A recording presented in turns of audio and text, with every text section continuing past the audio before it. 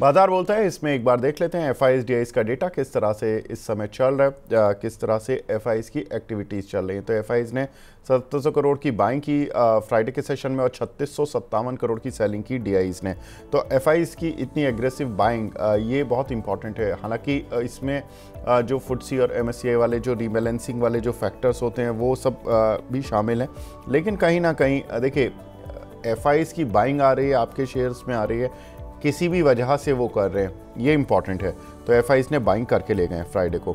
आगे बढ़ते हैं, ग्लोबल इंडिसेस का हाल देख लेते हैं इस समय किस तरह से वहाँ पर ट्रेड हो रहा है। अमेरिकन मार्केट तो देखिए जो क्लोजिंग है उसको फ्राइडे की क्लोजिंग देखना थोड़ा सा गलत हो जाएगा, क्योंकि ये 35 पॉइंट ऊपर था और उस समय तक युद्ध का कोई ऐसा इम्पैक्ट नहीं था। लेकिन आज जो मार्केट है वो रियल है। शंघाई ग्रीन मार्क में, हैंसेंग फ्लैट, निकाई फ्लैट, कोस्पी में केवल कह सकते हैं कि ½ % की गिरावट देखने के लिए मिल रही है। तो ये आज की स्थिति है मार्केट की, जहां पर कि मार्केट जितना खतरनाक दिख रहा था दुनिया का लोग सोच रहे थे, उतना कुछ हुआ नहीं। तो ये आज की अचीवमेंट है। एक बार देख लेते हैं इस अचीवमेंट में कौन से शेयर हैं जो सबसे बड़े परफॉर्मर बन के उभर रहे हैं। तो आइडिया फोर्ज करीब 6.5% ऊपर है, एवेंटेल करीब 6.25%, जील करीब 5.25%, जैन टेक्नोलॉजी करीब 4.5% और जीएमएम फॉडलर करीब 4.25%। ये कुछ एक काउंटर्स जहाँ पर कि अच्छी स्ट्रेंथ बनी हुई है। और एक बार देख लेते हैं कौन से काउंटर हैं जहाँ पर कि वीकनेस दिख रही है। तो वीकनेस दिखने वाले काउंटर्स में एस्ट्रल पाइप करीब 4%, एलटी फूड करीब 3.5%, सीमेंस यहाँ पर करीब 3.5% की गिरावट है, स्टरलाइट टेक और एक्टिटास करीब 3% तक, ये सभी नीचे हैं। लेकिन बड़ी खबर वही कि ईरान इजराइल युद्ध पर क्या अपडेट है, क्या कुछ चल रहा है वहाँ पर। तो अमेरिका कल वहाँ पर युद्ध में पार्टिसिपेट करता हुआ नजर आया। अमेरिका ने ईरान के न्यूक्लियर ठिकानों पर बमबारी की। ईरान ने स्ट्रेट ऑफ हुर्मुज बंद करने का ऐलान भी कर दिया था। और ईरान यूरोप के लीडर्स की मीटिंग हुई थी जो कि फ्राइडे को होनी थी, एक बड़ी इंपॉर्टेंट मीटिंग थी, वो बेनतीजा हो गई। उसके बाद अमेरिका ने एक्शन लिया। 4 घंटे तक यूरोप में ये बैठक चली। उसके बाद ईरान की तरफ से यही स्टेटमेंट आया था कि अमेरिका से बात करना ही फ़ायदेमंद है, अभी कोई यूरोप से बात करने का कोई मतलब नहीं है, क्योंकि उनके पास कोई पावर ही नहीं है। एक तरह से उनका इंडिकेशन यही था। ईरान न्यूक्लियर शस्त्र नहीं बना रहे, पुतिन ने बोला था। और हूतीस ने अमेरिकी शिप्स पर हमले की धमकी दी है। तो काफ़ी सारी खबरें हुई हैं। इन सभी खबरों का धीरे धीरे इम्पैक्ट जानने की कोशिश करते हैं। हालांकि मार्केट एक रिएक्शन दे चुका है। समीर सर, अगर मैं इस समय देखूं कि ऑयल मार्केटिंग कंपनीज, तो आपको क्या लगता है कि ये एक बाय अपॉर्चुनिटी है या ये अभी भी यहाँ पर अलर्ट रहें, यहाँ पर अभी पोजीशन बनाने से डरे, और जिनकी पोजीशन जो फंस गए हैं ऊपर के लेवल पर या इन्हीं लेवल्स के आसपास, वो क्या करें? तो honestly if you ask me, I would मैं उतना इंटरेस्टेड नहीं रहूंगा कि ऑयल मार्केटिंग कंपनीज में पोजीशन ले, फॉर द सिंपल रीजन कि अगर एस्केलेशन होता है, अगर ईरान ये स्ट्रेट ऑफ हॉर्मुज की जो बंद करने की बात कर रहे कर पाते हैं, या फिर कुछ भी डिस्ट्रप्शंस करते हैं वो एरिया में, then oil prices will rally. और अगर ऑयल प्राइसेस रैली होते हैं तो ऑयल, दो चीज हो सकते हैं। Either one, oil marketing companies will have no choice but to increase prices, तो उनके प्रॉफिटेबिलिटी उतने इम्पैक्ट नहीं रहेंगे। Second is, government does not allow them to increase and tells them to bear the hit, या फिर government का excise duty which allows HPCL, BPCL to be not too loss making. But जब volatility रहती है, it becomes a question of like a bet on roulette, black या red पे खेले. And that is not how investment should work. Investment should have a very clear strategy कि these are the things that we expect to happen and this will lead to growth. So from a fundamental study point of view, at these point of times जब risk बहुत ज़्यादा आ सकता है, I would say it is better to avoid. अगर आपको खेलना ही है तो the easiest way to play either the oil marketing companies plus oil prices, ONGC. अगर आप देखें तो ONGC is the parent company of HPCL, meaning they have 50+% of it. अगर oil prices गिरते हैं तो ONGC के crude sales में थोड़ी negative impact आएगी, but HPCL will stand to benefit, तो impact on them will be limited. अगर ऑयल प्राइसेस बढ़ते हैं, then ONGC will be able to capture that benefit from the sales, जो वो सेल करते हैं अपना क्रूड ऑयल का, they will be able to capture some amount of benefit, पर वो एचपीसीएल थोड़ा सा लेके जाएगा, so that will have a bit of a slight negative. तो मेरे हिसाब से easier way to play that right now is to play to ONGC, but if you can avoid it, मेरे हिसाब से तो अवॉइड करना ही चाहिए। तो अवॉइड करना ही ज़्यादा बेहतर रहेगा। एक बार डेटा भी देख लेते हैं कि स्ट्रेट ऑफ होर्मुज की क्या इंपॉर्टेंस है, या ईरान या मिडिल ईस्ट की इंडिया के लिए क्या इंपॉर्टेंस है। देखिए, इंडिया का जो 40% क्रूड होता है इंपोर्ट, वो रशिया से होता है, 40% होता है मिडिल ईस्ट से, और 20% बाकी देशों से होता है। अब इसमें जो मिडिल ईस्ट वाला रीजन है, ये थोड़ा सा फंसता हुआ नज़र आ रहा है। हम करीब 5 से 6 मिलियन बैरल पर डे का क्रूड इंपोर्ट करते हैं, जिसमें कि करीब 2 मिलियन बैरल पर डे का क्रूड जो आता है वो मिडिल ईस्ट रीजन से आता है और स्ट्रेट ऑफ होर्मुज की साइड से आता है, जो कि which is almost 38 to 40% of our crude requirement.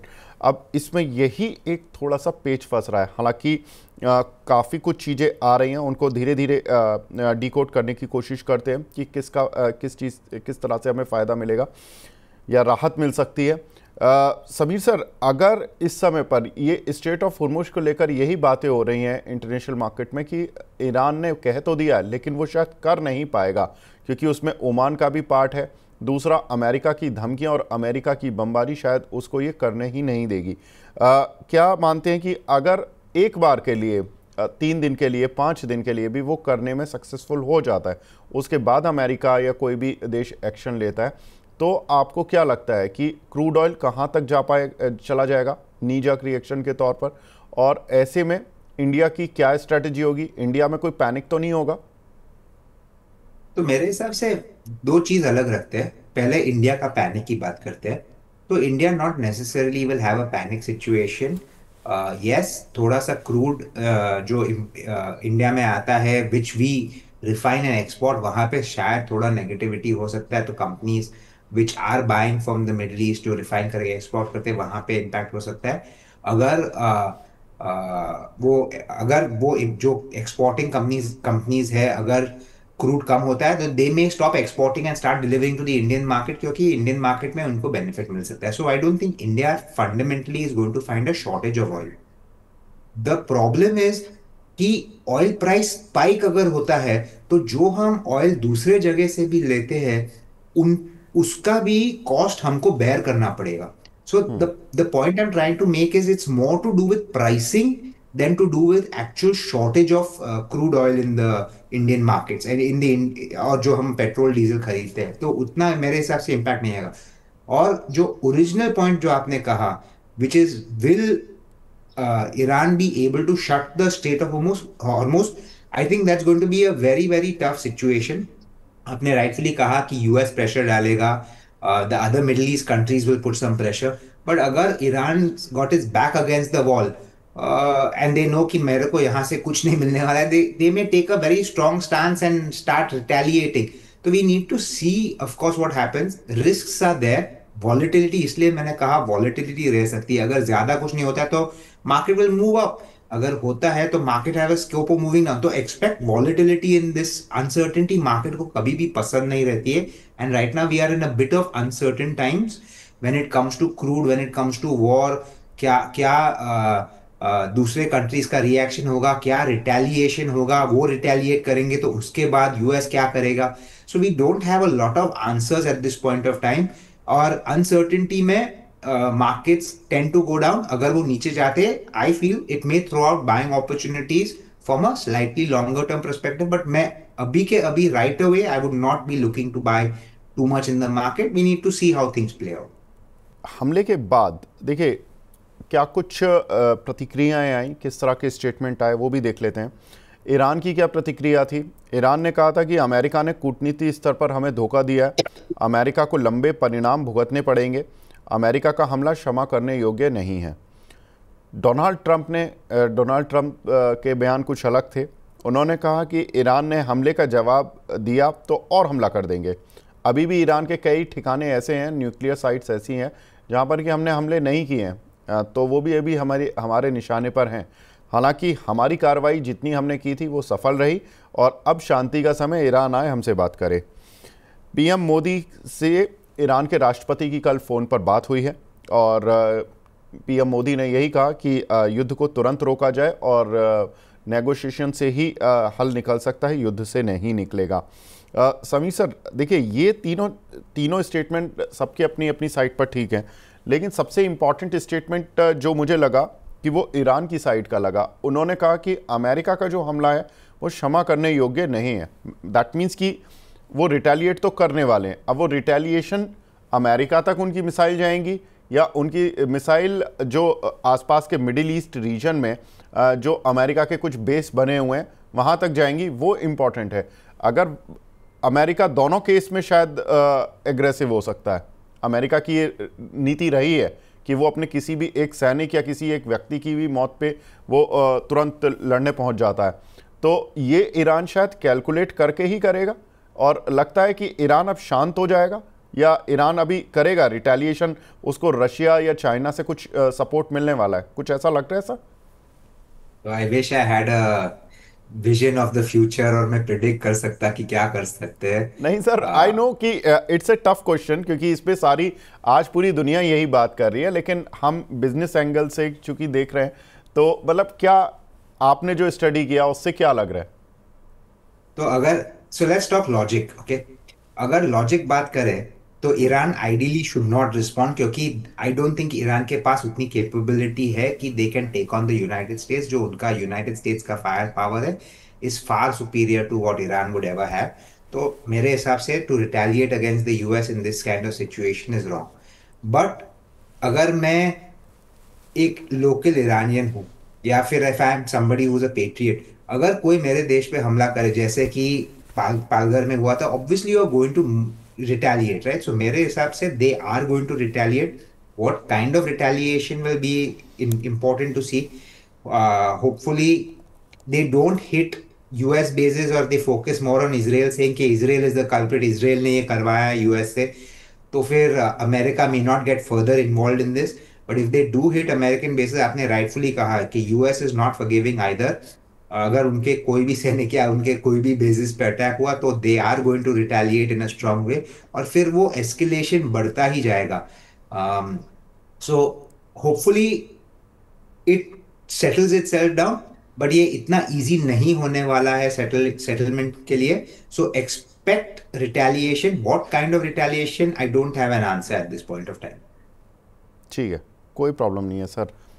लेकिन रिटेलिएशन पहले तो अटैक होगा फिर रिटेलिएशन की बात होगी, तो देखते हैं कि ईरान कितना कुछ रिटेलिएशन में अटैक कर पाता है, फिर देखते हैं कि यूएस का रिस्पांस किस तरह का आता है। लेकिन इन्हीं सब चीज़ों पर चूँकि वीकेंड्स में सारी ये चीज़ें हो गई थी, कल ही ये सारा कुछ हो गया था, तो काफ़ी कुछ बड़े जो इंडस्ट्री के नाम हैं उनके किस तरह के रिएक्शन थे आफ्टर दिस अमेरिकन अटैक। तो कोटेक एएमसी के एमडी नीलेश शाह जी की जो राय है, जो उन्होंने मार्केट को लेकर बोला, उन्होंने बोला कि ट्रेडर्स को सतर्क रहने की ज़रूरत है।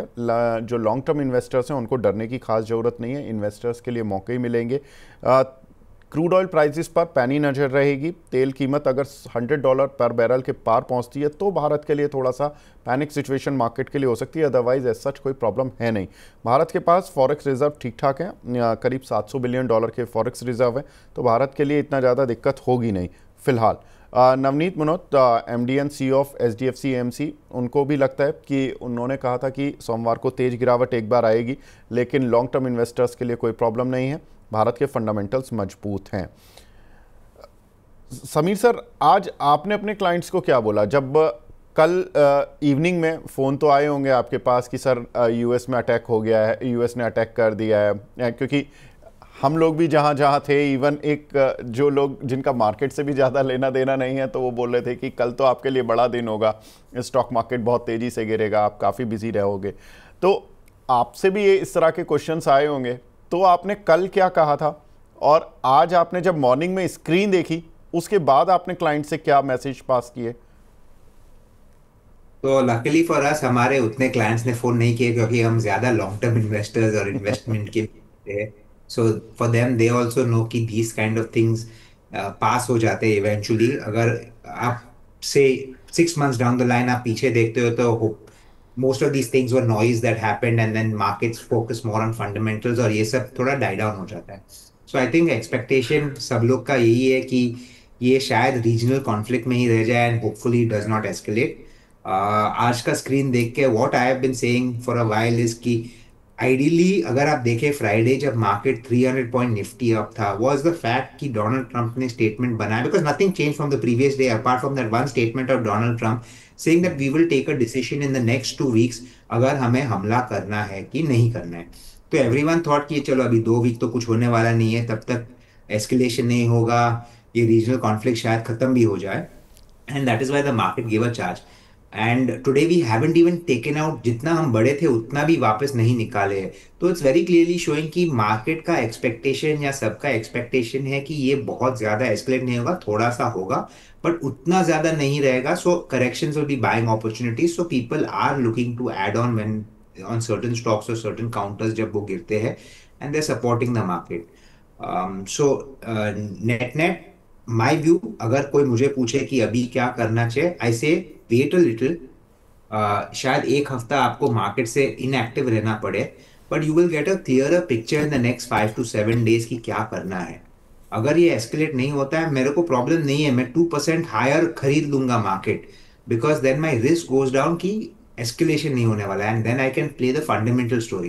पर अगर एस्केलेट होता है you may get a opportunity to buy something 5% lower और अगर वो अपॉर्चुनिटी मिलती है तो आपके रिटर्न में काफी फर्क आ सकता है. तो my view is stay put, don't be in a rush to invest. और मार्केट अपॉर्चुनिटी देगी, अगर ये नहीं तो कुछ और न्यूज आ जाएगा. वैसे भी उतने seriously improving fundamentals in the short term नहीं है. It will take time. So you will get market ऐसा कभी ना कभी एक अपॉर्चुनिटी दे ही देगा जहां आपको खरीदने को नीचे में मिल जाए. पेट्रोलियम मिनिस्टर का हमारे हरदीप सिंह पुरी जी का क्या बयान है? उन्होंने कहा कि मिडिल ईस्ट को मॉनिटर कर रहे हैं काफ़ी क्लोजली और उनका कहना है कि भारत का अब तेल इंपोर्ट स्ट्रेट ऑफ हॉर्मुज से ज़्यादा नहीं आता. हालांकि हमने जो डेटा बताया वो 38 to 40% है. एक समय पे हमारी डिपेंडेंस ऑलमोस्ट 56 to 60% थी. तो वो इवेंचुअली थोड़ा सा कम हुई है जब से रशिया से हमने क्रूड ज़्यादा मंगाना शुरू कर दिया. हमारी तेल कंपनियों के पास कुछ हफ्तों की इन्वेंट्री बरकरार है, कोई प्रॉब्लम नहीं है. उन्होंने कहा कि ऑल्टरनेट्स भी ढूंढ लिए जाएंगे. नागरिकों को जो हमारे जो जनता है उसको तेल की कोई प्रॉब्लम नहीं होगी, पेट्रोल डीजल की कोई प्रॉब्लम नहीं होगी. समीर सर, ये बताएं कि ये गवर्नमेंट के लिए कितना बड़ा चैलेंज होगा? लगातार हर 2-3 साल में इनके साथ यही क्रूड ऑयल ही एक सबसे बड़ा चैलेंज बनकर आ जाता है. कभी जब रशियन वॉर शुरू हुआ था तो पता नहीं, अगर इंटरनल कुछ बात हो रखी हो तो अलग बात है, लेकिन जिस तरह से क्रूड ऑयल उस समय $140 तक गया था और इंडियन गवर्नमेंट वो तो रशिया से इन्होंने क्रूड खरीदना शुरू कर दिया और एग्रेसिवली रशिया ने 2 देशों को अच्छे से बेचा, चाइना और इंडिया को, और आज तक हम खरीद रहे हैं. वो एक शायद गुड लक इंडिया का काम कर गया. लेकिन हर बार इंडिया का गुड लक काम करेगा और रशिया हमेशा ही इनको डिस्काउंट पे या ज़्यादा क्वांटिटी में क्रूड देता रहेगा, ये इम्पॉर्टेंट हो जाता है. दूसरा, क्या हम रशिया से ही सारा क्रूड खरीदते रहेंगे? और भी दूसरे देश हैं जिन पर कि हमारी डिपेंडेंसी आएगी अगर ये स्ट्रेट ऑफ हॉर्मुज फिलहाल के लिए बंद हो जाती है तो रशिया से हम ज्यादा खरीद ही सकते हैं because globally because of the sanctions Russia is not able to sell to all of European countries and some of जो दूसरे देशों है जो are following the US sanctions on Russia very strictly. India is not, so we are able to buy. Can we increase purchase from Russia? Yes we can. तो हमारे लिए that benefit is there. But जो है कि अगर भाव और बढ़ते हैं तो ऑफ कोर्स रशिया जो थोड़े लोअर प्राइस में मिलते हैं those prices will also move up. So we will face the impact. और ऑयल हमारे लिए एक हमेशा हमेशा बोन ऑफ कंटेंट रहने वाला है because we remain a massive importer of crude oil. Unless we develop alternatives to crude oil, अगर हम, for example, if we can push electric vehicles in a more aggressive manner and come to more renewable energy या फिर hydrogen base कहा जाए, ऐसा कुछ कर सकते हैं, we will always have this big risk अपने head पे. Like you rightfully said, every 2-3 years something may happen. Globe is not going to sit quiet. तो ये रिस्क हमेशा रहेगा and that will put some amount of capping. Plus हमारा current account deficit is always running on negative thanks to crude. तो we need to, India as a country needs to figure out some other solution alternatives. But yes, ये problem रहेगा, और जब तक कुछ नहीं सोचते, it's a big overhang on the Indian market. ठीक है सर, एक और data apart from this war अगर हम देखें जो थोड़ा सा डिसअपॉइंटमेंट कर सकता है वो है एडवांस टैक्स ग्रोथ वाला डेटा, जिसमें कि 19 जून तक का डेटा है, जिसमें टैक्स कलेक्शन केवल 4% बढ़ी है, और यही टैक्स कलेक्शन पिछले साल 27% की थी। नॉन कॉर्पोरेट टैक्स कलेक्शन में तो गिरावट देखने के लिए मिली है, इनफैक्ट कॉर्पोरेट टैक्स कलेक्शन जरूर 6% बढ़ा है। सर, कॉर्पोरेट टैक्स कलेक्शन केवल 6% बढ़ा है इस क्वार्टर में। दैट मीन्स कि इट्स एन इंडिकेशन कि Q1 के रिजल्ट्स उतने अच्छे नहीं आने वाले, या एक मॉडरेट ग्रोथ ही देखने के लिए मिलेगी। Quite possible, advance tax numbers जो आते हैं is definitely an indication on what we can expect in profitability. और अगर आप देखें, so let's take a slightly broader picture. अगर इंडिया में सब ठीक ठाक चल रहा था, तो what was the need for RBI to give a 50 basis point rate cut in a single shot? Why infuse so much liquidity into the system over a period? क्योंकि उनको लगता है कि ग्रोथ नहीं आ रहा है, स्लो डाउन आ रहा है, या फिर there are certain problems in the industry. हमको मालूम है माइक्रो फाइनेंस में तो प्रॉब्लम ही है, and micro finance is the bottom of the pyramid. जो कंजम्पशन आता है वो माइक्रो फाइनेंस से आता है। अगर वो सेक्टर में रिकवरी नहीं आती है, where the end end bottom consumer को वो पैसे नहीं आते हैं to spend, then it does slow down the overall system. तो that is something that obviously needs to be factored in. I think in the अभी by 7th or 8th of July हम we will start getting financial numbers for some companies from IT, TCS में lead the pack. We are not expecting great fundamentals. और दूसरा एक factor जो अब again we completely stopped talking about because of this Iran, हमारा distraction आ जाता है कुछ ना कुछ न्यूज पे। पर ऑन 10th of July अगर हम यूएस के साथ हमारा ट्रीटी नहीं साइन होता है, then we get back to 26% import duty on products being sold to the US. How does that affect India or Indian exporters? All of these things. So there is a lot of things that can change and happen over this period. Don't expect earnings to be great. Expect risk to be high from the Iran issue. Expect risk to be high from the US free trade agreement. So मेरे हिसाब से, like I said, volatility is there to stay for some time. नीचे आता है market, अगर आपको correction 3-4-5% मिलता है and you find individual stocks have corrected by 15%, great buy. Valuations already run up हो चुके हैं ये मार्केट के रैली में। फंडामेंटल्स उतने ग्रो नहीं हुए, like you rightfully said, and advance tax की numbers is disappointing when you see only 4% and 6% जो आपने नंबर्स दिए हुए। सर, अब तो हम जून एंड पर ही खड़े हुए हैं, तो आपने जो भी अप्रैल से जून तक का अभी तक का जो अर्निंग एस्टिमेट्स बनाए होंगे, या थोड़ा ब्रॉडली अगर कुछ भी एनालिसिस किया होगा ऑन द बेसिस ऑफ कि कॉर्पोरेट कमेंट्री किस तरह की थी, या किस तरह का आउटलुक अभी तक जितने मैक्रो इंडिकेटर रहे हैं उनके बेसिस पर, कौन सा ऐसा सेक्टर होगा जहां पर कि आपको लगता है कि अर्निंग्स ठीक रहेंगी, कोई इतनी परेशानी नहीं होगी? हाँ, और कौन से ऐसे सेक्टर्स होंगे जहां पर कि आपको लग रहा है कि अर्निंग्स में थोड़ा मॉडरेशन आ सकता है या प्रेशर आ सकता है? तो मॉडरेशन और प्रेशर मुझे अभी भी आईटी पे थोड़ा सा लगता ही है। Okay. Order wins may be good, but it doesn't mean कि ऑर्डर अगर आए तो I have to execute, because companies में पस्पोन की आप ये ऑर्डर करिए, पर do it 6 months later, 1 year later, when the economy is showing slightly better। तो मेरे हिसाब से IT sector is one sector we are slightly weak on. दूसरा जो भी मेरे हिसाब से कंजम्पशन स्टोरी है, ये क्वार्टर में भी थोड़ा उतना बेनिफिट नहीं दिख रहा है ऑन कंजम्पशन साइड, विच मेरे हिसाब से we I thought we would start seeing the uptick in it. But हम जहां पे भी बात करते हैं, wherever we talk to companies in this space, they say कि yes, things are looking better, but उतना अच्छा नहीं लग रहा है अभी भी। So we can probably see some discretionary companies facing some pressure, companies like Voltas, AC sector, cooling sector, या फिर Varun Beverages, all of these stocks we feel could see some pressure। but हमारे हिसाब से because of the tax cuts that are there, because interest rates are coming down, hopefully this segment will recover।